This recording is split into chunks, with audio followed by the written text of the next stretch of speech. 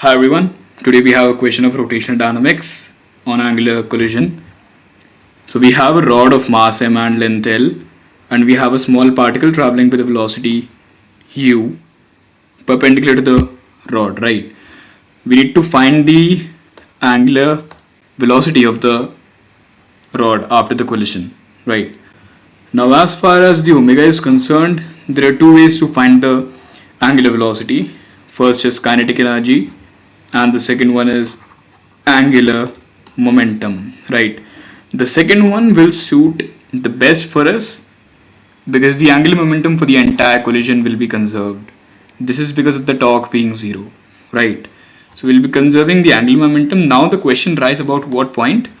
So the answer to this question is center of mass. We'll have to find the new center of mass of the entire system and then conserve the angular momentum in order to evaluate the value of omega, right? Now in order to conserve the angular momentum about the new center of mass, we have the initial angular momentum as m times u times capital ML by 2 over capital M plus small m, right? Because we had a distance of m times L by 2 by m plus m, right? So this will be the initial angular momentum and that will be equal to the final angular momentum for the entire system. Now for the entire system, we'll have to figure out this distance as well because we know the moment of inertia of the rod about the very center of mass. Now since the center of mass has shifted, we'll have to figure out this distance as well.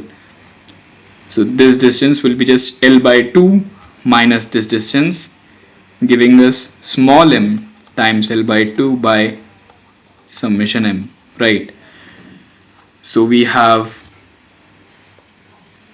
ml square by 12 as the regular moment of inertia of this rod about the center of mass, but now since it is shifted, we'll have to shift the moment of inertia. So we'll be adding plus m times this distance squared.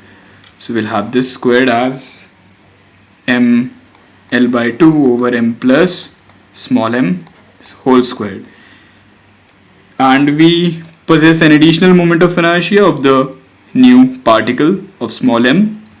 So we have m times capital M, which is the capital M L by 2 by summation m, which is the distance of the new particle squared, right? And times the omega. So we have the equation for the angular momentum conservation written over here.